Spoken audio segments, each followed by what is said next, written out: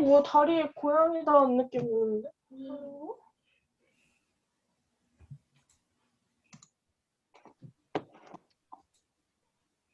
가니? 2시 45분. 예, 질문 있어요?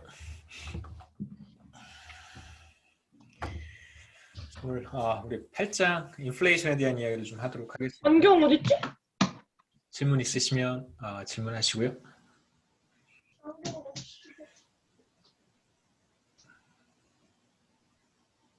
질문 없어요? 8장 인플레이션입니다. 그래서 우리가 8장에서 보려고 하는 인플레이션은 이제 단기적인 관점에서 보는 인플레이션이 아니라 장기적인 관점에서 보는 인플레이션입니다. 그래서 이걸 우리가 롱런 인플레이션이라고 이야기를 하고요.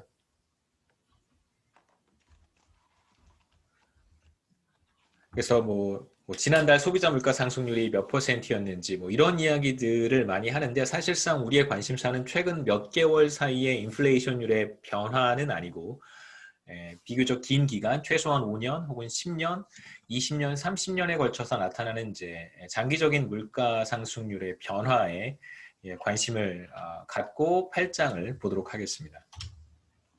우선 간단하게 그래프를 보시면 가장 최근에 발표된 소비자 물가 지수의 전년 동기 대비 증감률, 이걸 이제 우리가 일반적으로 인플레이션 혹은 인플레이션율이라고 부릅니다. 또는 인플레이션율, 다 같은 뜻이니까요. 물가 상승률, 뭐 이 네 가지는 다 같은 의미로 사용하기 때문에 뭐죠? 물가 상승률, 네. 소비자 지수가 기본적으로 이제 물가 상승률의 핵심이 되는 지표고요. 소비자 물가 지수의 전년 동기 대비 증감률, 그러니까 매월 공표가 되는 소비자 물가 지수를 사용을 해서 인플레이션을 계산을 합니다. 그러니까 인플레이션 혹은 인플레이션율이라고 하면 뭐 다른 지표를 의미할 때도 있어요. 간혹 가다가. 하지만 대체로 소비자 물가 지수를 사용을 해서 물가 지수가 전년 동기 대비로 몇 퍼센트 증가했는지 감소했는지를 계산하는 것이기 때문에 이 변수들은 같은 의미를 갖는다고 해도 크게 문제가 되지는 않습니다. 우선 66년부터 2021년 3월까지 쭉 그 소비자 물가 지수의 전년 동기 대비 증감률 혹은 인플레이션율을 보시면 80년대 초까지는 비교적 물가 상승률의 이 변동폭이 굉장히 컸었어요.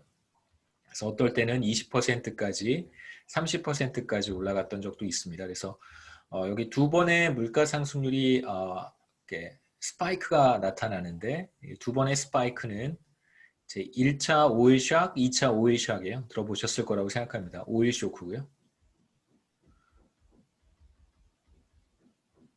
그 다음에 이제 그 이후 기간에는 대체로 물가 상승률이 한 10% 미만으로 잘 관리가 되었습니다. 그래서 90년대, 2000년, 그러니까 보통 2000년, 1998년, 99년에 이제 아시아 금융 위기가 있었는데요. IMF 경제 위기라고 우리가 부르는 그 기간 전까지는 대체로 한 물가 상승률이 5%에서 한 10% 내외로 변화를 했고요. 보시면 그 다음에 이제 2000년 들어서면서 물가 상승률이 더 떨어지게 됩니다. 그 다음에 이제 글로벌 금융 위기 이후부터는 물가 상승률이 대체로 더 많이 떨어지고요. 그래서 이 팬데믹 상황이 시작되기 전까지는 대체로 그 물가 상승률이 왜 지속적으로 하락하고 있는가에 대한 관심이 거시경제학자들한테 굉장히 많았었는데 갑자기 팬데믹 상황이 발발하면서 물가 상승률에 대한 관심사는 그 애초에 지금 그림 하나 더 보시죠. 2000년 이후부터 그린 거예요. 2000년 이전 그 우리 한국 IMF 경제 위기 이전 시점은 지워버리고 2000년 이후부터만 이렇게 살펴보면 대체로 물가 상승률이 장기적으로 어떤 트렌드가 있는지 한번 그려보면 대체로 이런 트렌드가 있다는 걸 우리가 볼 수 있습니다.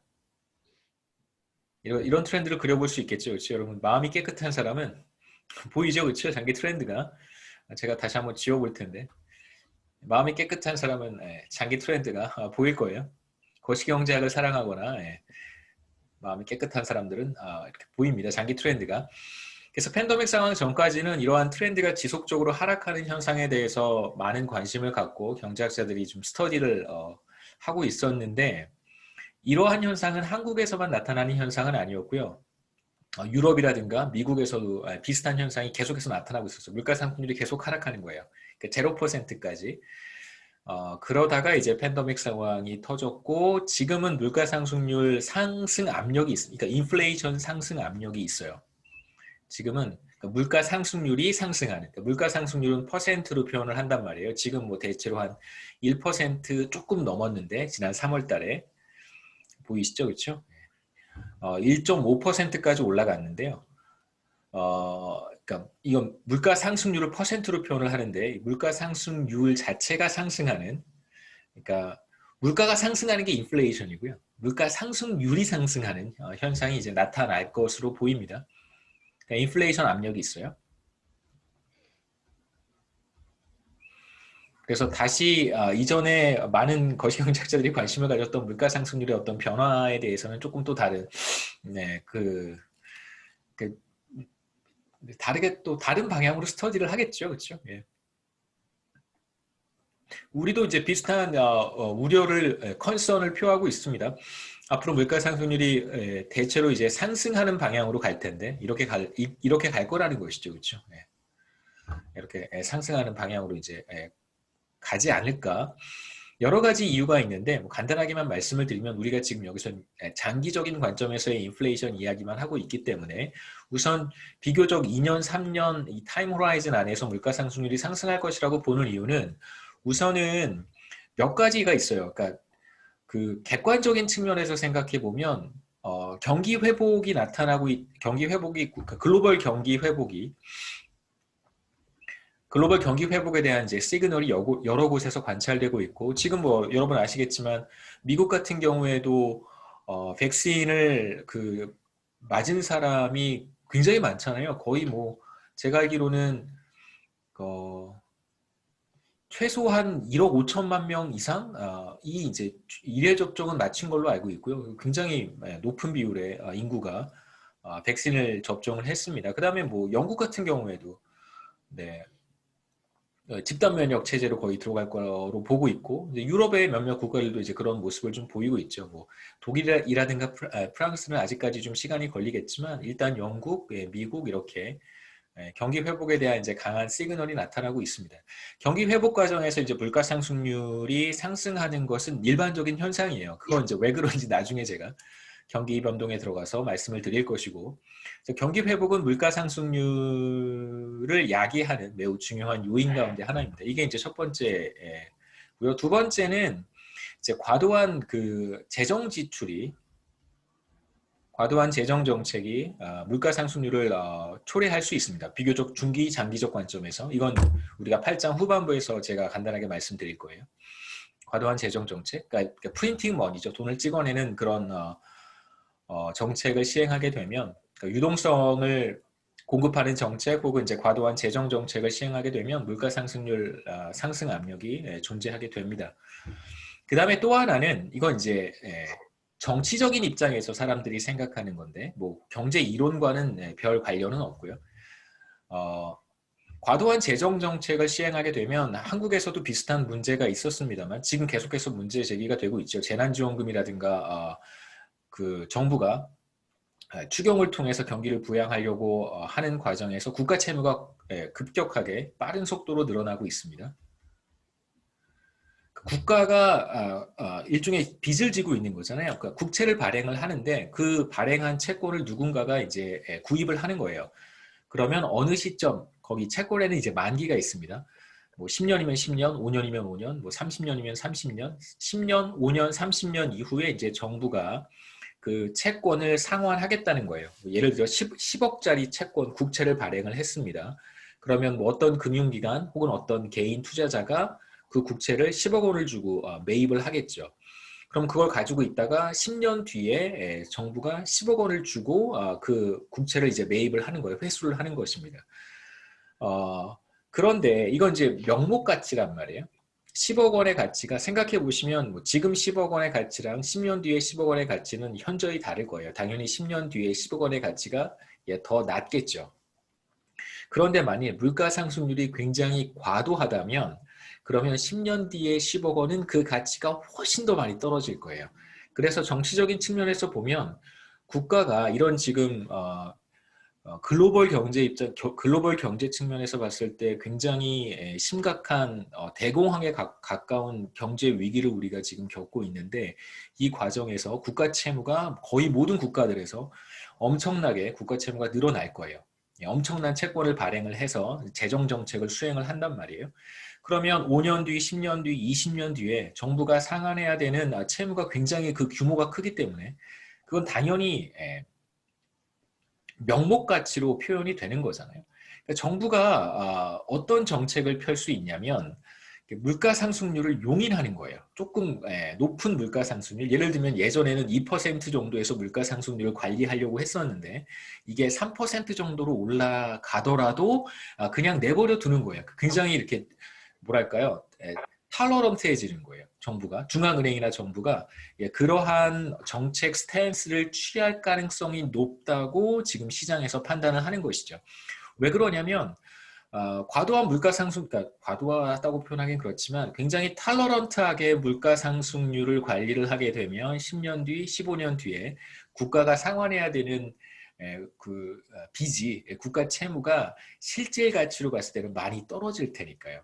그런 이제 시그널을 시장에서 많이 받고 있고 정부도 중앙은행이나 정부도 이제 그런 액션을 취할 것으로 예상이 돼요. 그러니까 시장에서는 정부나 중앙은행이 그러한 그러니까 일단 나타나고 있는 신호들 이건 이제 지표상 나타나고 있는 신호잖아요. 과도한 재정 정책은 이미 나타났고 그리고 또 계속해서 진행이 되고 있고 그다음에 경기 회복에 대한 시그널은 조금씩 나타나고 있고요. 그 다음에 제가 말씀드렸던 것처럼 미래에 상환해야 되는 국가 채무 규모를 그 실질 가치로 떨어뜨리는 좋은 방법 중에 하나가 무엇이냐면 인플레이션 레이트에 대해서 중앙은행이나 정부가 굉장히 탈러런트한 그런 입장을 취하는 거예요. 그럴 거라고 이제 시장에서 예상을 하는 것이죠. 그러면 이것들이 같이 묶여서 비교적 한 중기 5년, 10년 이 타임 호라이즌에서는 물가 상승률이 상승할 것이라고 전문가들은 예상할 수 있는 것이죠. 뭐 좀 어려운 얘기들을 제가 많이 했는데 그냥 뭐 듣고 이해되시는 부분까지만 이해하시면 됩니다. 그렇게 이제 뭐 우리가 현실 경제를 다 설명하고 싶은 것이 거시경제학의 목적은 아니기 때문에 여러분이 이제 지식들이 하나씩 하나씩 쌓이기 시작하고 그것들을 이렇게 적절히 나타나는 현상들과 접목시켜 보면 여러분 스스로도 뭐 많은 현상들을 설명하실 수 있을 거라고 생각해요. 그 다음에 하이퍼 인플레이션에 대한 이야기인데 하이퍼 인플레이션은 뭐 상상할 수 없을 만큼의 이제 물가 상승률 뭐 예를 들면 뭐 한 달에 100%씩 물가 상승률이 나타난다든가 이제 그런 경우를 생각해 볼 수 있습니다. 물론 이제 최근에 베네수엘라에서 하이퍼 인플레이션이 나타났는데요. 뭐 제가 다음에 기회가 되면 베네수엘라의 하이퍼 인플레이션에 대한 데이터를 보여드리고 제가 한번 찾아봤는데 이렇게 잘 정리가 된 데이터가 없어서 2008년에 비교적 그거보다 좀 더 이른 좀 더 먼 과거긴 하지만 2008년에 아프리카 짐바브웨에서 하이퍼 인플레이션이 나타났었습니다. 그래서 보시면 이건 이제 존스 홉킨스의 누구죠? 존스 홉킨스의 스티브 행키가 행키가 정리한 데이터인데요. 2007년 3월부터 물가 상승률이 이제 어떻게 변해갔는지 월별 물가 상승률이고요. 그 다음에 이거 이제 전년 동기 대비 연간 기준으로 측정을 한 것입니다. 보시면 2007년 3월 말치 3월이죠. 3월부터 물가 상승률이 2000%가 넘었고요. 그러다가 2008년 5월에 가면 5월에 가면 뭐 한 223만 퍼센트 연간 물가 상승률이 223만 퍼센트 정도 됐고요. 그 다음에 8월에 가면 97억 퍼센트. 이건 저 카운트할 수 없는 것 같아요. 그 제가 아는 단위의 범위를 넘어서기 때문에 우리가 경 다음에는 무슨 단위를 쓰는지 전 잘 모르거든요. 천경이 넘어서죠. 그렇죠? 그 다음 단위는 잘 모르겠습니다. 네, 나타났던 하이퍼 인플레이션이고요. 그 예전에 한번 어디 몇 년 전에 꽤 오래 전이에요. 한 2013년, 2014년인가요? 그때까지도 하이퍼 인플레이션 문제가 해결이 되지 않아서 어떤 다큐멘터리에서 짐바브웨를 방문했던 적이 있는데 KBS였는지 MBC였는지 기억은 잘 안 납니다만 다큐멘터리에서 그 식료품점 조그만한 우리로 하면 뭐 우리 예전에 구멍가게 같은 조그만한 뭐 편의점 같은 거라고 할 수 있겠죠. 거기를 가서 물품, 식료품 같은 걸 사는데요. 뭐 이제 빵 같은 거 하나 혹은 뭐 과일, 사과나 바나나 같은 거 이렇게 하나 사는데 화폐를 돈다발을 이만큼을 들고 가요. 네. 하이퍼 인플레이션 때문에. 그러니까 종이돈 한 장의 가치가 사실상 거의 뭐 휴지에 가깝다고 볼 수 있는 거죠. 자, 그렇다면 이제 인플레이션은 무엇인가? 인플레이션이라고 하는 것은 이제 한 국가의 전반적인 물가 수준의 변화를 이제 퍼센트로 나타낸 것입니다. 베이스가 되는 어떤 지수가 필요해요. 그러니까 물가 수준이라고 하는 것의 퍼센트 변화가 인플레이션이기 때문에 그럼 물가 수준을 측정할 수 있는 지표가 필요하단 말이에요. 그래서 인플레이션을 측정할 때 사용하는 대표적인 물가 지수가 바로 소비자 물가 지수입니다. 그 다음에 이걸 어떻게 계산하냐면 t 시점과 t-1 시점에서의 소비자 물가 지수를 이제 PT-1이라고 써보죠. 이건 t-1기의 소비자 물가 지수고 PT는 t 시점에서의 소비자 물가 지수입니다. 소비자 물가 지수는 매월 지표를 산출을 해요. 어떤 식으로 산출하는지는 우리가 학기 초에 잠깐 이야기를 했었습니다. 그래서 t-1기와 t기 사이에 인플레이션율 혹은 인플레이션은 이렇게 측정을 하고요. 그래서 두 기간 사이의 소비자 물가지수의 변화분을 t-1기의 소비자 물가지수로 나누어서 퍼센티지로 계산을 하고요. 보통 이제 곱하기 100을 해서 퍼센트라고 부르겠죠. 그런데 지금 이렇게 계산을 하면 전기 대비 소비자 물가지수의 증감률이 되고요. 이건 전기 대비겠죠. 그래서 만일 t-1, t가 한 1년, 시간의 단위가 1년이면 괜찮아요. 1년이면 이제 우리가 지금 보고 있는 장기적 관점에서의 물가 상승률을 계산을 하는 것인데 제가 그림으로 보여드렸던 것처럼 이 그림은 사실 월별 데이터고 제가 전년 동기 대비 증감률이라고 했습니다. 그렇다면 우리의 관심사는 지금 4월의 소비자 물가 지수의 전년 동기 대비 증감률이라고 한다면 4월 달에 소비자 물가 지수가 몇 퍼센트 증가했는가를 비교하려면요. 어떻게 비교해야 되냐면 전년 동기로 비교를 해야 되는 거예요. 1년 전 4월, 2020년 4월과 2021년의 4월 이걸 비교를 해야 됩니다. 그래서 조금 더 정확히 표현하면 이건 이제 한 기간이 1년이라고 생각하시면 좋고요. 그러니까 월별 데이터를 가지고 이렇게 계산하지는 않습니다. 그래서 PT가 2000년의 소비자 물가 지수고요. PT-1이 2019년에 2020년이라고 그랬나요? PT가 2020년의 소비자 물가 지수고 PT-1이 2019년에 1년 전 소비자 물가 지수라고 생각하시면 이건 이제 연간 물가 상승률을 계산하는 방식이고요.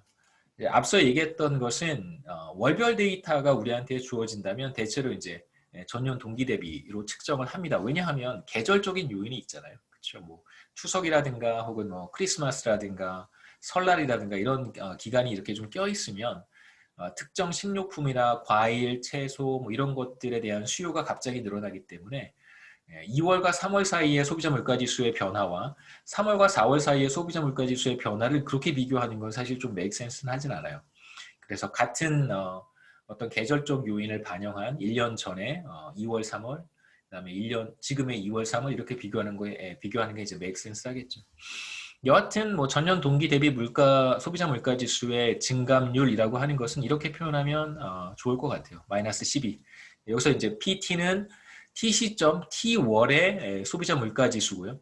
PT-12는 PT-12월의 소비자 물가 지수라고 생각하시면 됩니다. 이렇게 하고 이건 이제 월별 데이터죠. 이렇게 해서 이제 인플레이션율을 계산하기도 합니다. 곱하기 100 해서요. 이건 나중에 단기 물가 상승률에 대한 이야기를 할 때 다시 한번 말씀드릴 거고 장기적 관점에서 한 기간을 1년이라고 보시면 돼요. 소비자 물가지수라고 하는 것은 한 국가의 평균적인 가계가 구입하는 재화와 서비스의 가격을 이제 지수화한 것입니다. 여러 가지의 품목들을 구입을 하잖아요. 뭐 식료품, 뭐 쌀, 뭐 김치, 뭐 채소, 뭐 육류, 고기, 닭고기 뭐 다 포함이 될 거예요. 그 바스켓에는 뭐 뿐만 아니라 뭐 월세라든가 전기요금, 수도요금, 각종 공과금도 포함이 될 것이고 인터넷 사용료, 그 다음에 무선전화 사용료 이런 것들도 이 바스켓에 다 들어가 있을 거예요. 상대적으로 중요한 것, 뭐 사교육비 지출도 당연히 들어가 있겠죠. 상대적으로 중요한 것들 가중치라고 이야기를 하는데 어떤 품목들은 비교적 높은 가중치를 부여하는 경우도 있을 것이고 또 어떤 품목들은 상대적으로 그 가중치가 낮은 것들도 있을 거예요. 그래서 평균적인 가게의 이 바스켓, 장바구니라고 할 수 있겠죠. 카트에 쇼핑 카트에 담는 물품들을 가지고 소비자 물가지수를 산출하기 때문에 여러분이 만약에 평균적인 가게라고 한다면 별 차이가 없겠지만 평균적인 가게가 쇼핑카트에 담는 물품들하고 제가 제 쇼핑카트에 담는 물품들하고 다를 수도 있잖아요. 그러니까 어떤 사람의 경우에는 물가 상승률이 훨씬 더 크게 체감되는 사람도 있을 것이고 또 어떤 사람들은 상대적으로 덜 체감하는 경우도 있을 수 있습니다. 물가 상승률에 대해서 굉장히 많은 그 얘기들이 있어요. 굉장히 전 개인적으로 재미있어 하는 그런 토픽들이 많이 있는데 뭐 우리가 그 얘기를 여기서 다 할 수는 없기 때문에 그 다음에 이제 한 가지 우리가 8장에서 생각해 보고 싶은 주제는 맨큐의 경제학 원론 이런 거를 보시면 몇 가지, 10가지인가요? 10가지 경제 원리 이런 것들을 소개하면서 어떤 이야기를 하냐면 시중에 돈이 많이 풀리면 물가가 상승한다. 이런 이제 경제 원리를 소개했던 걸 본 적이 있습니다. 옛날에. 지금도 이 내용이 맨큐의 경제학에 있는지는 저도 잘 모르겠어요. 그래서 하지만 여러분이 어렸을 때부터 뭐 학교라든가 부모님을 통해서 들었을 법한 그러한 지식, 그런 상식이라고 할 수 있습니다.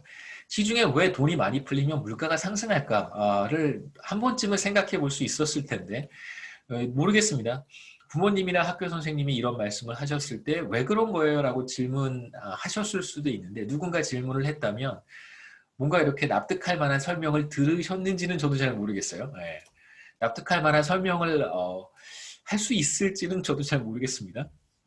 여기에서 우리가 보고 싶은 건 바로 이 맨큐의 경제학에 등장하는 10가지 경제 원리 중에 하나인 시중에 돈이 많이 풀리면 물가가 상승한다. 왜 그런지에 대한 이야기를 8장에서 좀 더 보도록 하겠습니다. 그래서 물가에 대한 이야기를 하려면 이제 머니에 대한 이야기를 해야 돼서 제가 8장에서 머니에 대한 이야기를 할 거고요. 그 다음에 8장은 아니지만 우리가 이제 그 다음 챕터로 넘어가서 단기 경기 변동에 대한 이야기를 할 때에는 사실 통화량보다는 그러니까 머니라고 하는 것에 의해서 물가 상승률이 그 직접적으로 영향을 받지는 않아요. 단기에는. 그러니까 2년, 3년, 한 5년 혹은 뭐 맥시멈 10년까지 이 타임 호라이즌 안에서는 우리가 보통 이걸 단기라고 부르는데 2년, 3년, 5년 사이에는 중앙은행이 양적 완화를 하든 뭐 통화량을 시중에 많이 풀든 그렇다고 하더라도 물가 상승률이 직접적으로 그렇게 긴밀하게 영향을 받지는 않습니다. 왜 그런지는 우리가 또 그때 가서 보도록 하고요. 우선 이제 머니가 무엇인지 먼저 이 섹션은 퀀터티 티오리에 대한 이야기를 퀀터티 티오리를 제가 여러분들께 소개를 하도록 하겠습니다. 이건 이제 화폐 수량 이론이라고 하는데요. 우선 이제 머니를 어떨 때는 화폐라고 번역을 하고 어떨 때는 통화라고 번역을 합니다. 뭐 그냥 편하게 말할 땐 돈이라고 말하기도 하지만 어떨 때 화폐라고 번역하고 어떨 때 통화라고 번역하는가 사실 이 둘의 의미 차이는 별로 없어요. 그러니까 화폐라고 해도 되고 통화라고 해도 되는데 약간 그런 거죠. 우리가 좀 경제학자들이 특히 이제 거시경제학자들이나 이쪽을 하는 사람들이 그렇게 얘기를 해왔기 때문에 이런 경우에는 보통 통화라고 이야기를 하고 또 저런 경우에는 또 화폐라고 이야기를 해요. 근데 그렇게 그냥 습관적으로 얘기를 했기 때문에 화폐라고 말을 해야 되는데 통화라고 얘기를 하면 좀 어색한 거예요. 예. 그런 경우들이 좀 있어서 제가 어떨 때는 화폐라고 부르는 게 맞고 어떨 때는 통화라고 부르는 게 맞다 틀리다보다는 좋고 나쁘고의 문제예요. 그러니까 되게 어색한 거죠. 어떤 경우에 화폐라고 말을 하면 되게 어색한 거예요.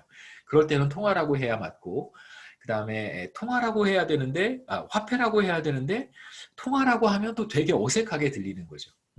그런 것들만 제가 조금 말씀드릴게요. 여기에서 화폐 수량 이론이라고 하지 통화 수량 이론이라고 하지 않아요. 그 quantity theory of money는 이때의 money는 그냥 화폐 수량 이론이라고 합니다. 왜냐하면 그렇게 부르기 시작했거든요. 그래서 통화 수량 이론이라고 통화량 이론이라고 얘기를 하는 거는 들어봤는데 통화량의 이론이라고 해도 괜찮기는 해요. 네. 그런데 그렇게 잘 쓰지는 않습니다. 통화 공급 지표들을 제가 몇 가지 소개를 할 텐데 여기에서는 통화 공급 지표는 통화는 이거는 고유 명사화 되었어요. 그러니까 한국은행에서 집계하는 통화량이 있는데 한국은행이 대한민국의 중앙은행입니다. 한국은행에서 집계하는 지표들, 머니와 관련된 지표들은 이걸 통화라고 공식적으로 불러요. 그래서 이건 화폐 지표 이렇게 부르시면 아마 안 될 거예요. 이건 그냥 통화라고 하시는 게 좋습니다. 한국에서 통화를 몇 가지로 구분을 하는데요. 우선 현금 통화라고 하는 것이 있고 그 다음에 본원 통화 그리고 M1, M2, LF, L 이렇게 이제 몇 가지로 구분을 하는데 점점 커지는 거예요. 그래서 한 가지만 조심하시면 되는데 그것도 조심하실 필요는 없습니다. 본원 통화와 M1이라고 그러니까 Monetary Base라고 하는데요. MB. Monetary Base와 M1은 이건 이제 약간 서로 이렇게 교집합 관계고요. MB가 있고 M1이 이렇게 있습니다. 그래서 M1보다 큰 게 M2인데 M2는 M1을 이렇게 포함해요. 이렇게. 네. 이렇게 포함합니다. 어떻게 그려야 되죠? 지워버리죠. MB는 지웁시다. 네. M1이 있고 M2가 더 크고요. 그 다음에 이제 M2보다 더 큰 게 LF, 금융기관 유동성이라고 하고요. 그 다음에 LF보다 더 큰 게 광의 유동성, 이제 L이에요. 그 liquidity 이런 뜻이겠죠. M1은 협의통화, M2는 광의통화 이렇게 이야기를 합니다. 우선 이제 본원통화는 뭐로 구성이 되어 있냐면 현금통화와 중앙은행의 부채라고 하는데 이걸 이제 우리가 지불준비금이라고 합니다. 혹시 여러분 저한테 경제학 원론을 들으셨으면 제가 경제학 원론 시간에 후반부에 이런 얘기 좀 했었는데요. 그 같은 얘기예요. 근데 거시경제학에서는 잠깐 얘기하고 넘어갑니다.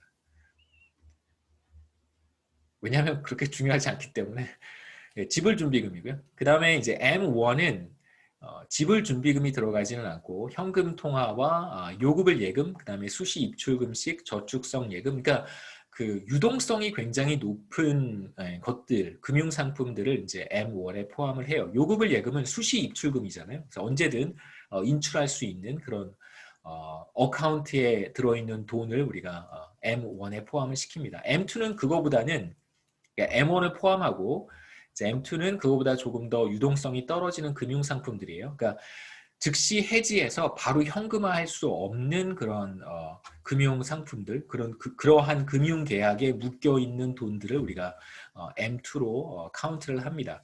기간물 예적금이나 부금 같은 경우, 그 다음에 CD, 표지여움, 그 다음에 실적 배당형 상품, 금융채, 제가 기쁜 소식으로 하나 메시지 아까 받았는데, 저희 주식을 조금 갖고 있거든요. 아주 조금, 몇 개 갖고 있는데 배당금이 몇만 원 들어온다는 실적 배당, 배당금을 제가 오늘 얼마 받게 됐습니다. 몇만 원, 네, 몇만 원. 제 친구들은 막 몇백만 원씩 받는데 저는 몇만 원 받습니다. 그 다음에 이제 이거보다 M1보다 조금 더 큰, 그쵸. 제가 이제까지 뭐 했는지 잘 모르겠어요. 경제학만 열심히 했지, 그것도 열심히 한 건지도 잘 모르겠어요. 나름 열심히는 했어요. 네. 돌아보면 뭘 했는지 잘 모를 정도로 우울하긴 하지만 M1, M2 그 다음에 이제 M2를 포함하고 2년 이상이 이제 장기 금융 상품이라고 생각하시면 됩니다. 이제 점점점 머추리티가 길어지는 나중에 여러분 금융 관련된 과목들을 배우시면 이런 거 다 배우실 거예요. 머추리티. 저는 개인적으로 금융을 제일 싫어합니다. 거시경제학자지만 예전엔 금융을 조금 싫어했거든요. 조금 싫어했는데 서울여대 와서 더 많이 싫어졌어요. 그 다음에 이제 LF보다 더 큰 유동성 그 통화 지표는 이제 L이라고 하고요. 여기에는 뭐 여러 가지 채권 같은 것들이 포함이 되겠죠. 정부라든가 중앙정부, 지방정부, 지방정부도 채권을 발행을 해요. 지방정부채가 있습니다. 그 다음에 공공기관도 채권 발행해요. 그러니까 이게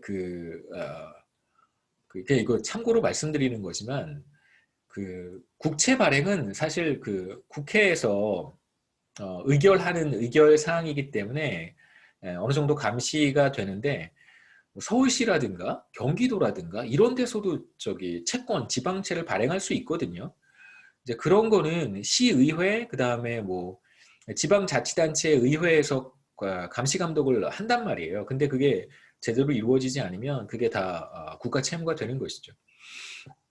그 다음에 공공기관도 마찬가지예요. 공공기관에 대한 감사가 적정하게 이루어지지 못하면 공공기관도 뭐 채권을 발행할 수 있습니다. 국채, 지방채, 회사채, 기업보험 이런 것들 다 포함해서 이제 가장 큰 통화 지표라고 우리가 이야기를 해요. 이건 현금 통화입니다. currency in circulation, 시중에 돌아다니고 있는 화폐들. 그러니까 그런 생각해 보실 수 있겠죠. 뭐 학교 도서관 한 번쯤 이용해 보셨을 것 같은데 도서관에 가면 도서관에 책이 이렇게 있습니다. 그게 일종의 이제 통화량이라고 생각하시면 되고요. 많은 학생들이 이제 학교에 책을 대출을 해 가잖아요. 체크아웃을 하는데 체크아웃을 해서 여러분이 가지고 다니는 학교 책 이런 것들이 바로 현금 통화라고 할 수 있어요. 그 도서관 바깥에 있는 책들이 바로 현금 통화고 도서관 안에 있는 게 그 이외의 통화량이라고 할 수 있겠죠. 보통 이제 도서관에서 책 대출하는 곳을 뭐라고 부르냐면 영어로 circulation desk라고 불러요. 그래서 지금 우리가 보고 있는 현금 통화라고 하는 것이 바로 currency in circulation이에요. 그러니까 도서관에서 책을 대출해서 가져 나가게 되면 이제 돌아다니는 책이 되는 거잖아요. 그래서 그 대출하는 곳을 circulation desk라고 하고 현금 통화를 우리가 돌아다니는 돈, 현금 통화 이렇게 이야기합니다. currency in circulation. 그래서 currency in circulation은 2021년 1월이 제가 이걸 지난주에 데이터를 찾아봤는데 올해 1월이 가장 최근 데이터예요. 136조 4,500억 원 정도 돼요. 그래서 이게 얼마나 많은 돈인지 궁금할 것 같아서 15세 이상 인구로 한번 나눠봤습니다. 15세 미만은 이제 같은 사람이긴 하지만 이게 인구 데이터를 매년 측정하는 것이 아니기 때문에 보통 몇 년에 한 번씩 인구를 추계하잖아요. 그 다음에 그 사이 기간은 대충 그냥 보정하는 거예요. 그냥 이렇게 약간 에스티메이트 해갖고 집어넣는 값입니다. 그래서 사실 전체 인구를 정확히 알 수는 없고요. 15세 이상 인구는 데이터가 있으니까 나눠봤더니 같은 기간 2021년 1월 말 기준 15세 이상 인구로 나눠봤더니 1인당 평균 300만 원 정도를 가지고 있는 거예요. 15세 이상 인구가 1인당 300만 원. 저희 집에 15세 이상 인구가 저랑 제 와이프 둘이니까 집에 600만 원이 있어야 되는데 저희 집에 600만 원이 없어요. 그러니까 현찰로, 그렇죠? 현찰로. 그럼 이제 누군가가 600만 원을 저희 집 600만 원도 이제 가지고 있는 거겠죠. 여러분도 마찬가지입니다. 여러분 집에 여기 15세 이상이니까 가구 수 이렇게 세가지고 만약에 3명이면 어머니, 아버지, 여러분의 나 해서 3명인데 만약에 집에 뭐 1,000만 원 가까이 없으면 그러면 다른 집에 1,000만 원이 있는 거죠. 그렇죠? 자, 본원 통화와 M1 이게 협의의 통화예요. 협의의 통화 사이의 관계는 아까 말씀드렸던 것처럼 교집합 관계가 있습니다. 본원 통화는 이제 지불 준비금은 여러분이 시중은행에 예치를 하면 뭐 예금 예를 들어서 용돈 받은 10만 원을 예금을 했다고 한번 해보죠.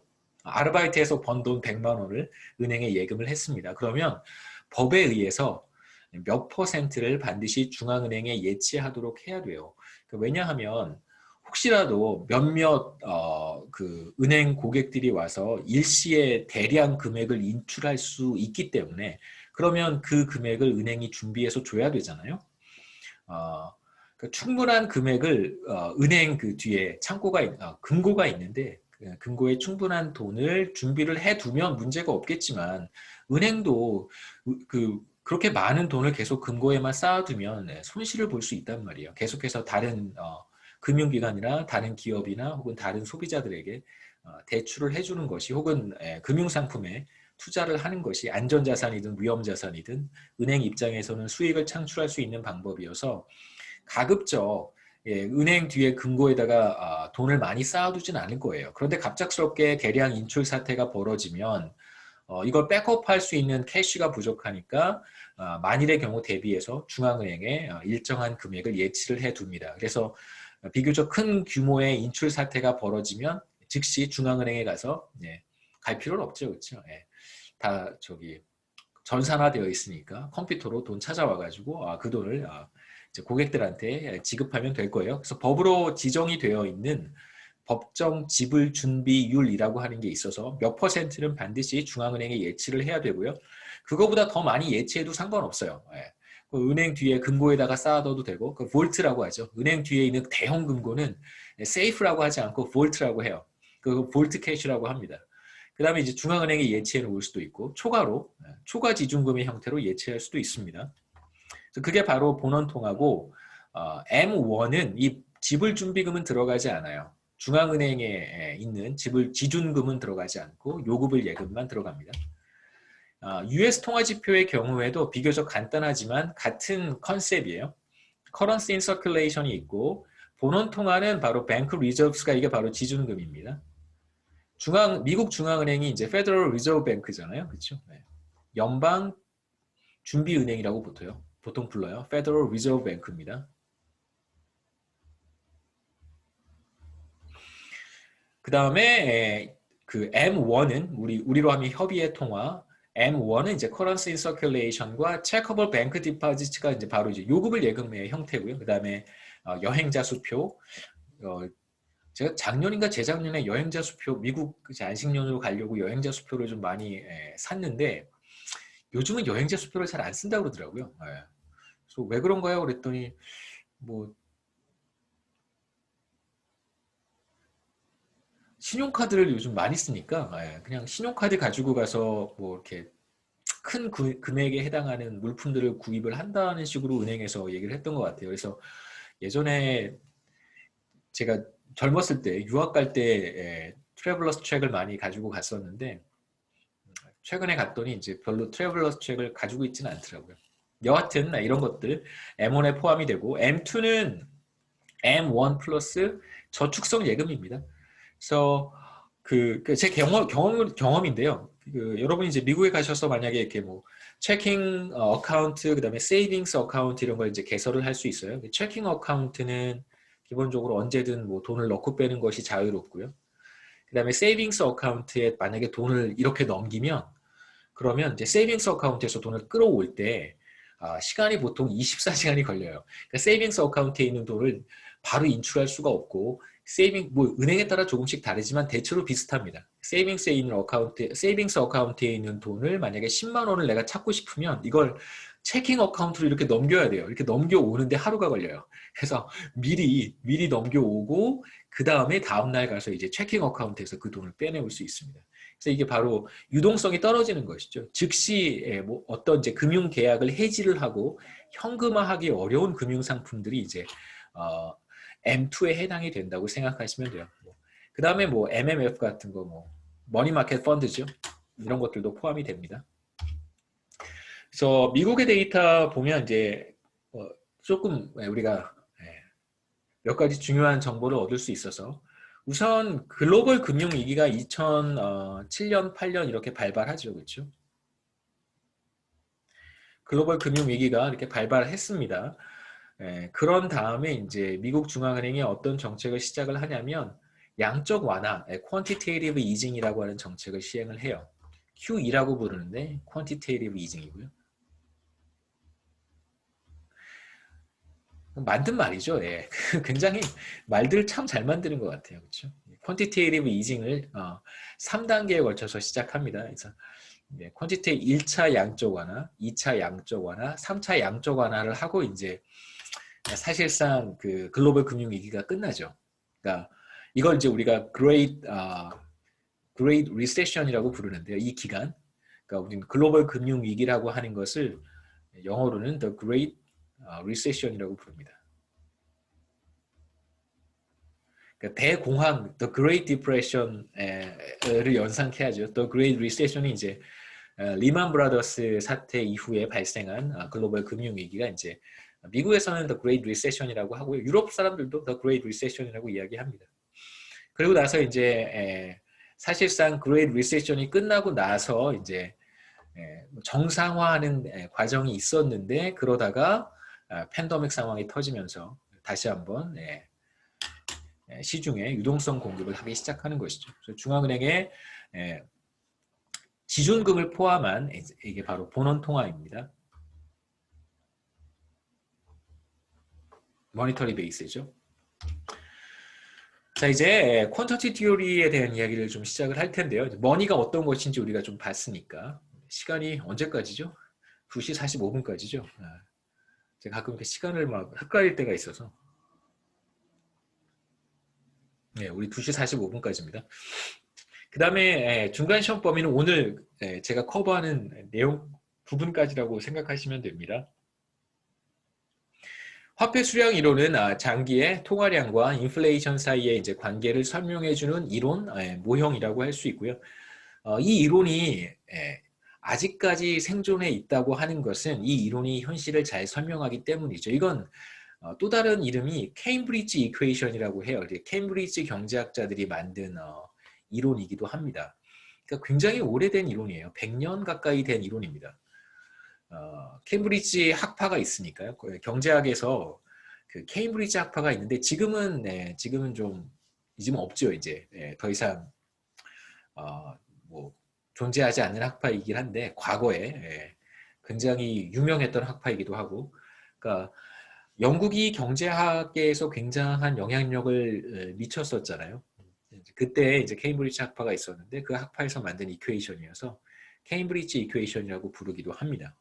근데 그 이퀘이션이 지금까지도 서바이브하는 이유는 뭐냐면 배울 만한 가치가 있고 현실을 설명할 수 있는 유용한 툴이 되기 때문에 우리가 거시경제학에서 다시 한번 보는 것입니다.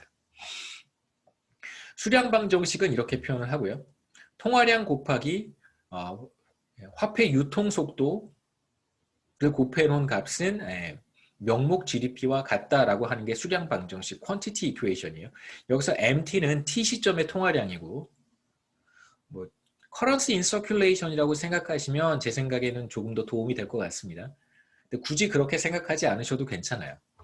그 다음에 V는 화폐 유통 속도, 통화 유통 속도라고 잘 이야기하지 않아요. 되게 특이하죠. 사람들이 자신의 이제 뭐 입에 말할 때 좀 익숙하고 들을 때 좀 익숙한 표현을 항상 쓰기 때문에 보통 화폐 유통 속도라고 또 이야기를 합니다. 유통 속도고요. 그 다음에 P는 T 시점의 물가 수준, 그 다음에 Y는 실질 GDP를 가리켜요. 우리가 솔로우 모형, 라머 모형에서 이야기했던 바로 그 GDP입니다. 실질 GDP를 얘기를 하고요. 그 다음에 이제 훨씬 더 전으로 거슬러 올라가면 뭐 3장인가요? 4장에서 명목 GDP에 대한 이야기를 한 적이 있습니다. 그래서 P 곱하기 YT를 우리가 명목 GDP라고 부르면 되겠죠. 근데 여기에서는 명목 GDP는 명목 거래량이라고 생각해 볼 수도 있어요. 사실 퀀터티 이퀘이션이 처음 나왔을 때는 이 PY를 명목 거래량이라고 생각을 했었습니다. 명목 거래량이라고 생각하시면 더 좋아요. 사실은 같은 개념이죠, 그렇죠? 뭐 소비 GDP는 사실상 우리가 대외부문을 생각하지 않는다면 가게가 소비하거나 기업이 투자하거나 정부가 구매한 거니까 실제로 명목 거래량이라고 해도 그 의미는 달라지진 않습니다만 여기서 이해를 돕기 위해서 좀 편의상 명목 GDP 혹은 명목 거래량 이렇게 두 가지 의미로 생각을 해볼게요. 우선 이 둘이 어떻게 같아질 수 있는가를 생각해 볼 텐데 V라고 하는 화폐 유통 속도는 이거는 이제 이렇게 생각해 보죠. 경제 내에 10,000원짜리만 존재해요. 이해를 돕기 위해서 제가 예를 들어 말씀드리는 거예요. 10,000원짜리만 존재합니다. 그러니까 사람들이 진짜 요즘은 1,000원짜리, 10,000원짜리도 잘 안 쓰고 대부분 다 신용카드로 결제를 하니까 100원짜리 거스름돈 받는 거는 요즘은 정말 못 본 것 같아요. 여하튼 10,000원짜리만 거래에 사용한다고 한번 해보죠. 그럼 화폐 유통 속도라고 하는 개념을 이렇게 이해하시면 좋습니다. 10,000원짜리 한 장이 1년 동안, 우린 지금 한 기간이 1년이에요. 1년 동안 거래에 몇 번 평균적으로 사용이 되었는가? 10,000원짜리 지폐 한 장이 거래를 위해서 1년에 평균 몇 번 사용되었는가? 자, 한번 제가 10,000원짜리 한 장을 뭐 편의점에 가서 10,000원짜리 물품을 구입하고 10,000원을 내잖아요. 그럼 그게 거래에 한 번 쓰인 거예요. 그러면 사실상 제가 소비자니까 그 GDP, expenditure approach에서 GDP는 C 플러스 I 플러스 G 순수출인데 우리 대외 부분을 생각하지 말죠. 그러면 제가 지금 C라고 하는 행위를 한 거잖아요. 그래서 10,000원의 GDP를 제가 컨트리뷰션 한 거예요. 그 다음에 제가 가지고 있던 10,000원도 한 번 이렇게 건네지면서 그 경제적 거래를 성사시킨 것이죠. 그래서 10,000원짜리가 한 번 거래에 사용된 거예요. 이렇게 생각하시면 됩니다. 그럼 이게 몇 번 왔다 갔다 할 거 아니겠어요, 그렇죠? 네. 예를 들어서 경제 전체에 10,000원짜리가 모두 200개가 있어요. 그러니까 200만 원이에요. 통화량은 200만 원이고. 그 다음에 명목 GDP가 1,000만 원이라고 한번 해보죠. 그러면 200개의 10,000원짜리가 각각 10,000원짜리 한 장이 평균 거래에 몇 번 사용되었는지를 우리가 얘기할 수 있을 거예요. 근데 뭐 모든 10,000원짜리가 200개의 10,000원짜리가 똑같이 5번씩 왔다 갔다 하진 않았겠죠. 그렇죠? 뭐 어떤 10,000원짜리는 그냥 금고에 있었을 거고 또 어떤 10,000원들은 실제로 거래에 이용이 됐을 거예요. 뭐 100번 왔다 갔다 한 것도 있을 것이고 뭐 한두 번 왔다 갔다 한 것도 있겠지만 평균적으로 10,000원짜리 한 장이 거래에 5번 사용되었다, 왔다 갔다 했다 이렇게 얘기할 수 있을 거예요. 그래서 화폐 유통 속도라고 하는 것은 이렇게 거꾸로 계산해 볼 수도 있습니다. 명목 GDP를 우리가 알고 있고 우리가 알고 있잖아요. 그렇죠? 데이터에 다 나오니까. 그 다음에 통화량, 뭐 이게 현금 통화이든 뭐 본원 통화이든 뭐 혹은 M1이든 M2든 상관없이 통화량을 알고 있다면 그렇다면 어떤 화폐의 한 단위가 경제 전체의 GDP를 구성하기 위해서 거래에 몇 번 사용이 되었는지를 우리가 계산해 볼 수 있을 거예요. 그래서 실제로 제가 계산을 한 게 화폐 유통 속도입니다. 이거 어떻게 계산했냐면요. 명목 GDP를 각 시점마다 1960년부터 매년 명목 GDP를 제가 M2로 나누어서 계산을 했어요. 광의의 통화죠. M2로 나누어서 계산을 했더니 보통 2000년 전까지는 이렇게 화폐 유통 속도가 쭉 떨어지고요. 2000년 이후부터는 대체로 약간 slightly 떨어지긴 하지만 대체로 일정한 값을 갖는다고 볼 수 있습니다.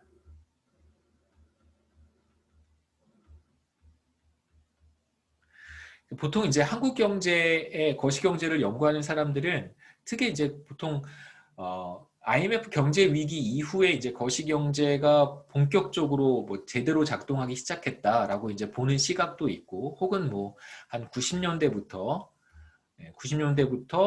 한국 경제가 뭐 어떤 시장 메커니즘에 의해서 제대로 작동했다 이렇게 이제 보는 시각이 있는데요. 뭐 1990년쯤으로 보는 사람도 있고 2000년쯤으로 보는 사람들도 있는데 대체로 보면 뭐 90년 이후부터 생각을 하든 2000년 이후부터 생각을 하든 대체로 뭐 약간 유통 속도가 떨어지긴 하지만 뭐 크게 큰 변화가 나타나지는 않으니까요. 일정한 값을 갖는다고 볼 수 있을 거예요. 이렇게 해서 우리가 화폐 유통 속도라고 하는 것을 계산해 낼 수 있습니다. 그 다음에 고전파의 이분법이라고 하는 개념이 있는데요. 이건 이제 거시경제학은 크게 두 개의 학파가 있어요. 지금도 그렇게 구분을 좀 하는 편이죠. 그렇죠? 아직까지 존재하는 것 같아요. 재밌으니까. 거시경제학자들을 크게 이제 두 개의 그룹으로 구분할 수 있는데 첫 번째 그룹은 제가 좋아하는 것부터 쓰죠. 고전파 거시경제학자들이 있고요. 이걸 이제 보통 우리가 뉴 클래시컬이라고 이야기를 합니다. 그 다음에 이제 뉴 케인지언들이 있어요. 뉴 케인지언. 그래서 거시경제학은 크게 이제 고전파 거시경제학자들과 뉴 케인지언들로 나뉘어지는데요.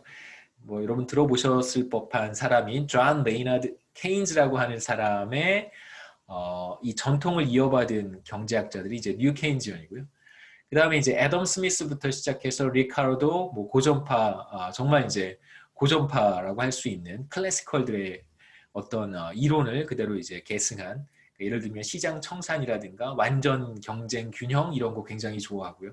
가격은 신축적이고 시장은 즉각적으로 조정이 되는 뭐 그러한 어떤 그 철학을 공유하고 있는 사람들이 이제 고전파 경제학자들이라고 할 수 있습니다. 반대로 이제 뉴 케인지언들은 가격이 경직적이거나 정보의 비대칭성이 존재한다든가 여러 가지 시장의 프릭션 같은 것들이 있기 때문에 정부의 시장 개입을 어느 정도 정당화하고 적극적으로 필요할 때는 적극적으로 통화 정책을 한다든가 적극적으로 재정 정책을 펼쳐야 한다는 어떤 그런 철학을 가지고 있는 사람들이 바로 뉴 케인지언들이라고 할 수 있습니다. 그래서 고전파의 어떤 특성을 생각해 보면 고전파 경제학자들의 특징은 뭐냐면 고전파 경제학자들은 다 그걸 믿고 뉴 케인지언들은 또 다 그걸 믿는다고 생각하실 필요는 없고요. 그냥 고전파 경제학자들의 어떤 조금 공유하는 철학이 그런 게 있다 이렇게 생각하시면 좋겠어요. 실제로 그렇게 막 극단적이진 않습니다. 극단적인 사람도 물론 있어요. 물론 있지만 또 그렇지는 않으니까. 그래서 이제 스탠포드의 로버트 홀이라고 하는 이제 거시경제학자가 있는데 되게 유명한 사람입니다. 그 사람이 고전파 경제학을 퓨어 워러 매크로라고 부르고요. 퓨어 워러. 그 다음에 이쪽을 뉴 케인지언은 솔트 워러 매크로라고 불러요. 왜 그러냐면 미국에 이제 여러 대학들이 있잖아요. 그 대학들 중에서 뉴 케인지언 매크로를 하는 사람들이 어느 대학에 많이 몰려 있냐면 바닷가에 있는 학교들, 예를 들면 보스턴 같은 에어리아에 뭐 MIT라든가 하버드 이런 에어리아에 있는 사람들이 뉴 케인지언들이 많습니다. 그래서 바닷가니까 솔트워러 매크로라고 부르고요. 그 다음에 이제 고전파 거시경제학을 하는 사람들은 또 어느 학교에 많냐면 미국의 5대 호 있잖아요. 5대 호수, 미시건 호수라든가 무슨 온타리오 호수라든가 이리, 레이크 이리 이런 몇 개 호수 5대 호가 있어요. 그 근처에 있는 학교들이 고전파 매크로를 많이 합니다. 대표적으로 미네소타라든가 라체스터라든가 이런 몇 개 학교들이 고전파 거시경제학을 하거든요. 그래서 이제 퓨어 워러 매크로라고 하고 호수가에 있으니까. 그 다음에 바닷가에 있는 학교들은 대체로 뉴 케인지언들이 많아서 솔트 워러 매크로라고 이렇게 장난스럽게 불렀는데 이렇게 막 서로 통용해요, 진짜. 고전파 거시경제학의 특징은 그냥 간단하게 말씀을 드리면 극단적인 형태의 고전파를 말씀을 드리는 거예요. 근데 요즘은 그렇게 막 극단적이지 않으니까요. 고전파 거시경제학의 어떤 극단적인 형태가 뭐냐면 실물 부분과 명목 부분이 완전히 분리되어 있다고 믿는 거예요. 그러니까 그렇게 믿을 필요가 있을까라는 생각을 할 수도 있는데 실제로 데이터에서 이게 구분되는 현상들도 나타나요. 그러니까 이게 완전히 괴리가 되어 있다, 그렇지 않다라고 판단하기 어려운 게 괴리가 되는 현상들도 나타날 수 있어요. 그래서 명목 부분과 실질 부분이 완전히 괴리가 되어 있다고 보는 것이죠. 그러니까 명목 부분이라고 하는 것이 중앙은행이 관리하는 어떤 통화량 같은 것들 있죠. 그게 명목 부분이에요. 명목 변수들, 명목이라고 너미널이라고 하는 것들은 대체로 이런 것들을 가리킵니다. 그 다음에 명목 이자율 같은 거. 이런 것들이 실제로 실물 부분에 영향을 미치지 않는다는 거예요. GDP 혹은 경제 성장. 그 다음에 고용. 그러니까 극단적으로 전에 이제 한 70년대 미국 같은 경우에 이제 70년대, 80년대로 거슬러 올라가게 되면 굉장히 오랜 시간 동안, 그러니까 대공황이 끝나고 나서 굉장히 오랜 시간 동안 어떤 학파가 득세를 하냐면요. 케인지안의 후예들이 유럽과 미국에, 그러니까 사실은 이제 시장 경제를 채택하고 있는 거의 대다수의 국가들의 거시경제 정책을 누가 더미네이트 했냐면 케인즈의 후예들이 다 더미네이트를 했어요. 그러니까 그레이트 디프레션의 충격이 너무나 컸기 때문에 그러고서 이제 몇 차례 2차 세계대전, 그 다음에 한국전쟁, 심지어는 베트남 전쟁까지 이제 겪게 되잖아요. 그 과정에서 정부의 적극적인 재정 정책이라든가 정부의 적극적인 통화 정책 이런 것들로 거시경제가 제대로 작동하지 못하게 되는 문제점들이 막 곳곳에서 나타나기 시작해요. 그러니까 실업률이 굉장히 높아지고 물가 상승률도 7%, 8%, 9%까지 막 올라가는 거예요. 그런데 정부나 중앙은행이 이것들을 이제 더 이상 컨트롤하지 못하는 지경에 빠졌어요. 이제 그럴 때 누가 나타났냐면 밀턴 프리드만이라고 하는 사람이 나타납니다. 당연히 이분도 노벨상을 받은 미국 사람들이 굉장히 사랑하고 미국의 경제학자들이 굉장히 존경하는 그 거시경제학자. 사실 이 통화학파라고 부르기도 합니다. 그러니까 통화주의자의 대부라고 이야기하는데요. 그러니까 밀턴 프리드만이 주장했던 것이 무엇이냐면 굉장히 많은 얘기를 했어요. 정말 많은 이야기를 했고 다양한 분야의 다양한 어떤 개념들, 그다음에 이제 경제 이론들을 제안을 했었는데 여러분한테 강력히 추천하는 책이 뭐냐면 밀턴 프리드만이 쓴 책 중에 Free to Choose라고 하는 책이 있습니다. 그리고 제가 되게 좋아하는 사람이기도 한데 기본적으로 자유주의자예요. 그 개인의 자유를 굉장히 중요하게 생각합니다. 선택의 자유. 책 제목이 그렇잖아요. Free to Choose예요. 선택의 자유. 그러니까 정부나 중앙은행의 적극적인 시장 개입이라고 하는 것이 얼마나 잘못될 수 있는가에 대한 여러 가지 논의들을 이 책에서 설명하고 있는데 우리말로 번역되어 있는 책이 있을 거예요. 있을 겁니다. 밀턴 프리드만이 여러 가지 얘기들을 했는데 그 중에 이제 지금 우리가 하는 컨텍스트랑 연결되는 가장 핵심이 되는 건 뭐냐면 그때 이미 이런 얘기를 한 거예요. 중앙은행이 통화량을 자의적으로 조정하게 되면 그게 실물분에 영향을 미치지 못하고 바로 물가상승률로 전이가 된다는 이야기를 이제 밀턴 프리드만이 했던 거예요. 그래서 밀턴 프리드만이 주장했던 여러 가지 정책 중에 하나가 뭐냐면 통화 증가율을 일정하게 유지해야 된다는 이야기를 밀턴 프리드만이 했었습니다. 이게 바로 프리드만의 X% 룰이라고 해요. 당시에는 지금 중앙은행이 금리를 조정하는 방식의 통화 정책을 했던 시기가 아닙니다. 그러니까 인플레이션 타겟팅이라든가 금리 정책이라고 하는 개념들은 21세기 들어와서 시작된 한 역사가 20년 정도밖에 되지 않는 정책들이고요. 그러니까 이건 1970년대 이야기이기 때문에 1970년대로 거슬러 올라가게 되면 그때는 밀턴 프리드만의 X% 룰 이게 사실은 굉장히 중요한 그러니까 통화량을 관리하는 것이 중앙은행의 책무였었고 이렇게 관리를 하는 것이 물가 안정에 도움이 된다라는 이야기를 했었습니다. 그때 이제 나왔던 여러 가지 이슈들이 뭐냐면 당시에 명백하게 나타났던 현상이 바로 이 클래시컬 다이카토미였었어요. 그 고전파의 이분법이라고 하는데 중앙은행이 무슨 정책을 해도 실물 부분에 영향을 미치지 못하는 거예요. 통화량을 늘려도 그 다음에 여러 가지 정책을 해도 GDP는 증가하지 않고 고용도 늘어나지 않는 그런 상황이 계속해서 몇 년 동안 나타났었습니다. 그러니까 그건 실제로 관찰됐으니까 우리가 그렇게 얘기할 수 있는 것이죠. 그래서 클래시컬 다이카톰이라고 하는 것은 장기에, 단기에 나타나는 현상은 아닙니다. 통화량과 같은 명목 변수들이 실질 GDP라든가 실질 금리, 그 다음에 실질 임금, 고용 이런 실물 변수들에 영향을 미치지 않는 것, 이걸 이제 우리가 고전파의 이분법이라고 해요.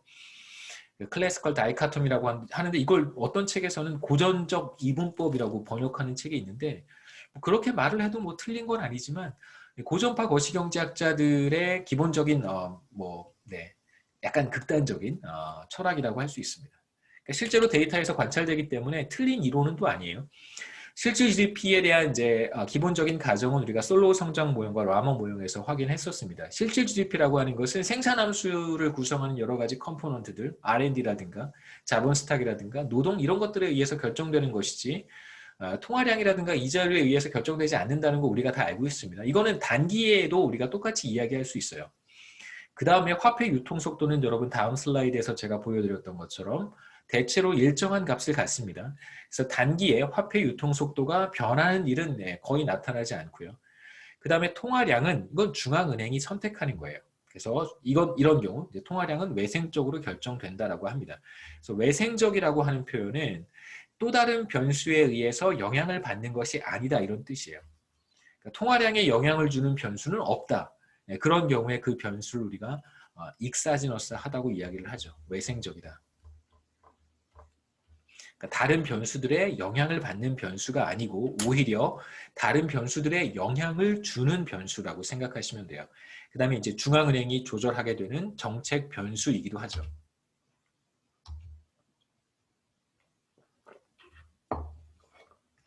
퀀티티 이퀘이션을 우리가 이렇게 썼었습니다. V죠. 그래서 실제로 거래된 화폐 거래량이라고 할 수 있고 왼쪽은 right hand side는 명목 GDP라고 볼 수 있어요. 이제 이 식을 P에 대해서 정리를 하면 양변을 YT로 나누어 주면 되겠죠. 그러면 T 시점의 물가 수준은 바로 MV 나누기 실질 GDP가 돼요.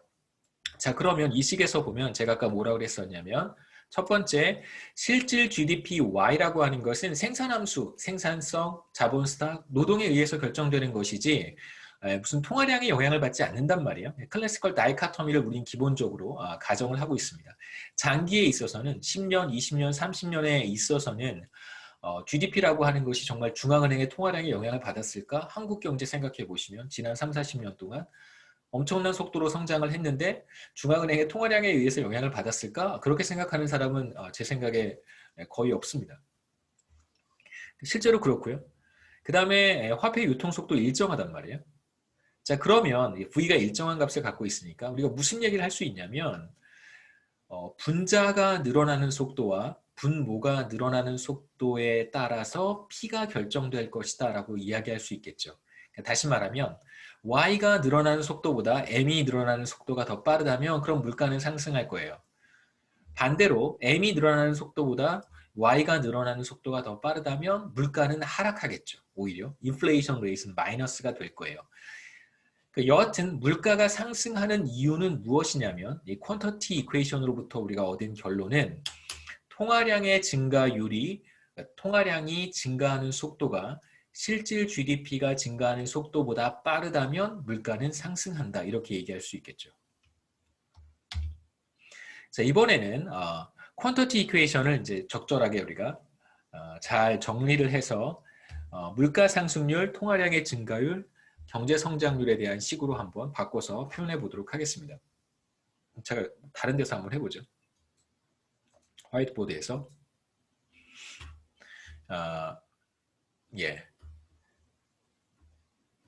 퀀터티 이퀘이션은 이렇게 표현할 수 있습니다. MT의 화폐 유통 속도는 일정하다고 가정을 하고요. 그 다음에 이제 T-1기에도 이 식은 성립하니까 이렇게 쓸 수 있습니다. 첫 번째 식과 두 번째 식을 이렇게 나눠보는 거예요. 이렇게 나누면 되겠죠. 이렇게 나눌 수 있습니다. 좌변과 우변이 똑같으니까 나누는 거예요. 다시 쓰면 V는 일정한 값이니까 이렇게 없어지고 그다음에 right hand side에 P는 P끼리, Y는 Y끼리 이렇게 묶었어요. 정리하면 MT-1은 PT-1 곱하기 YT-1과 같아지고 이제 양변의 자연로그를 취합니다.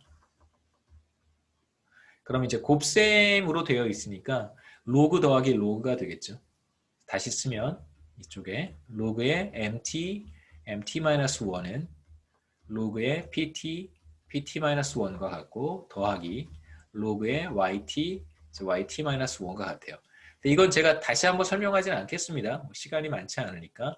이건 뭐와 같냐면요. 근사적으로 통화량의 증가율과 같죠.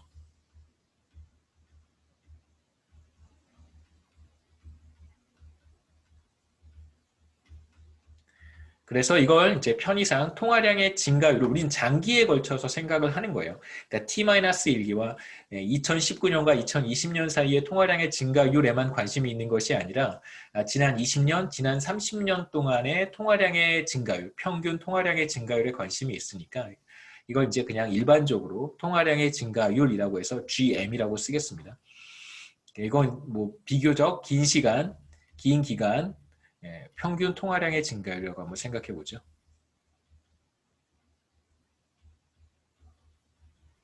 GM은 이건 이제 바로 물가 상승률이 되겠죠.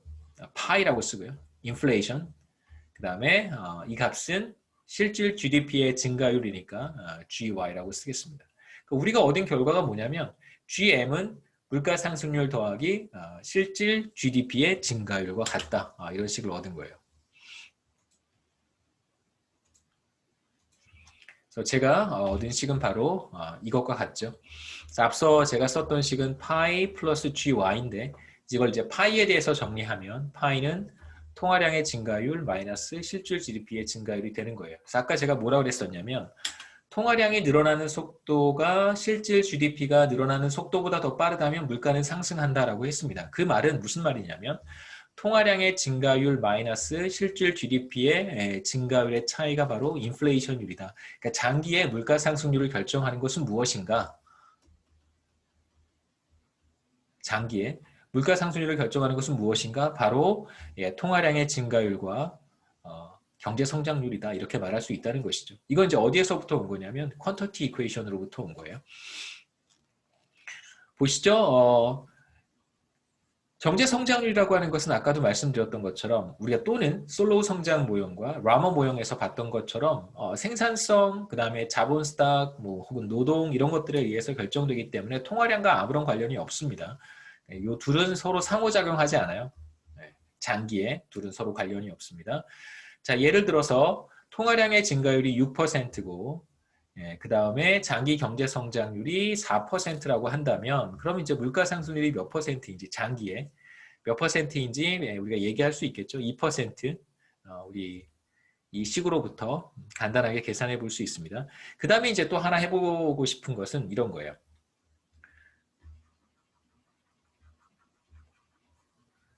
자, 만약에 통화량의 증가율이 6%고 경제 성장률이 4%였었습니다. GDP 증가율이 4%였었어요. 그런데 이제 통화량의 증가율이 6%에서 7%로 상승했어요. 그러면 인플레이션율은 몇 % 상승하냐면 똑같이 1%포인트 상승합니다.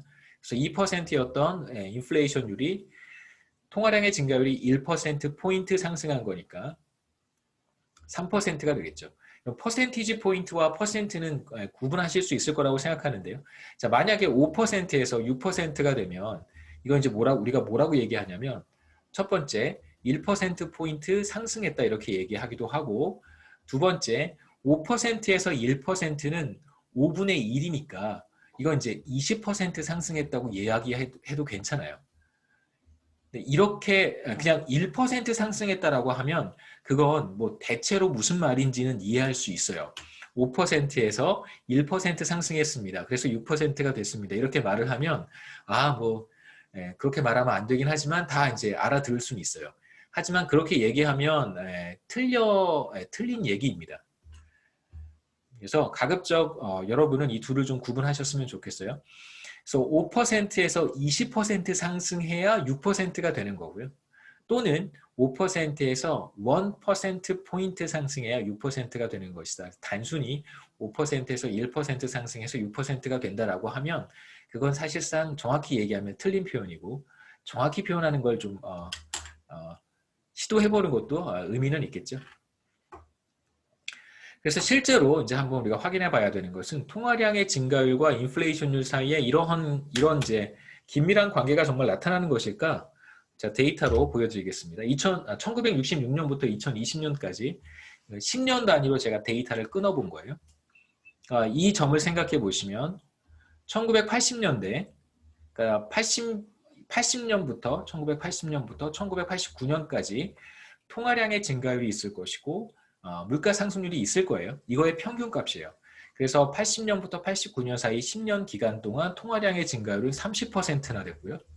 그 다음에 이때 인플레이션율은 뭐 한 8% 정도 됐다고 볼 수 있겠죠. 이 기간 동안 평균 물가 상승률 8%, 평균 통화량의 증가율 30%. 그래서 이게 파이고 이게 GM이라고 생각하시면 되겠죠. 그래서 이렇게 해서 10년 단위로 제가 평균 통화 증가율과 물가 상승률을 계산을 해서 점을 찍어 본 거예요. 그랬더니 이 둘 사이에 어떤 관계가 있냐면 이런 이제 쉽게 여러분 확인하실 수 있을 거라고 생각합니다. 둘 사이에 이제 양의 상관관계가 나타나죠. 그래서 이렇게 이런 관계가 있다는 걸 볼 수 있죠. 그다음에 2020년은 2020 때문에 여기서 통화 증가율은 제가 M2를 사용을 했고 인플레이션은 말씀드렸듯이 그 기간의 평균 물가 상승률입니다. 한국의 지난 뭐 한 60년 동안의 변화를 우리가 이야기했고요. 그러니까 한 국가 내에서 시간의 변화에 따른 통화 증가율과 물가 상승률 사이의 관계는 비교적 긴밀하게 양의 상관관계가 있는 것으로 나타납니다. 이제 두 번째로 해보려고 하는 건 모든 국가들에 대해서도 비슷한 얘기를 할 수 있을까? 그래서 159개 국가들에 대한 데이터를 제가 월드뱅크에서 가져와서 1990년부터 2018년까지 평균 통화 증가율과 평균 인플레이션을 계산을 해서 점으로 찍은 거예요. 예를 들면 여기 보시면 DR 콩고가 있는데 DR 콩고의 지난 한 30년 동안이죠. 30년 동안 평균 통화량의 증가율과 평균 물가 상승률을 계산을 해서 이렇게 점을 하나 찍은 거예요. 다른 국가들도 마찬가지입니다. 같은 작업들을 수행을 한 거고요. 점을 다 찍고 이렇게 비교해 봤더니 마찬가지로 단위는 크게 여러분 신경 쓰지 마시고요. 대체로 이러한 양의 상관관계가 나타나는 걸 볼 수 있겠죠. 여기서 확인하고 싶은 건 뭐냐면 GM과 파이 사이에 양의 상관관계가 존재한다는 거예요. 쿼터티 이퀘이션에서 우리가 살펴봤던 내용은 바로 이것입니다. GM, 통화량의 증가율 마이너스 실질 GDP의 증가율의 차이가 바로 장기 물가 상승률을 결정하는 것이다 라는 얘기니까 GM이 높은 나라가 파이가 높지 않겠는가, 혹은 한국 데이터에서처럼 GM이 통화량의 증가율이 높은 기간에 인플레이션율도 높지 않았을까. 그래서 GM이 높은 기간에 인플레이션율도 높았다는 걸 우리가 확인할 수 있고, 그 다음에 GM이 높은 국가에서 물가상승률이 높다는 것도 우리가 똑같이 확인할 수 있습니다. 그래서 처음에 말씀드렸던 것처럼 퀀터티 티오리라고 하는 것은 그 화폐 수량 이론이라고 하는 게 아직까지도 생존할 수 있는 이유는 그 당시의 경제학자들이 생각했던 그런 직관, 그때는 데이터도 턱없이 부족하지 않았겠어요, 그렇죠? 그 사람들의 어떤 직관과 당시 어떤 영국 경제에서 나타나는 현상들을 이렇게 들여다보고 스케치를 한 아이디어일 텐데, 이게 시간이 흘러가면서 굉장히 그 설득력 있고 강한 이론으로 자리매김했다는 것을 우리가 데이터를 통해서 확인할 수 있습니다. 앞으로도 이 퀀터티 티오리는 계속해서 생존할 가능성이 높아요. 이어서 실질 이자율과 명목 이자율에 대한 이야기를 해야 되는데 시간이 다 됐죠. 네. 그래서 여기까지 중간 시험 범위로 하고, 네, 여러분 시험 준비를 하시면 되겠습니다. 다음 주 월요일엔 여기 실질 이자율, 명목 이자율부터 이야기를 시작하도록 하겠습니다. 질문 있으세요?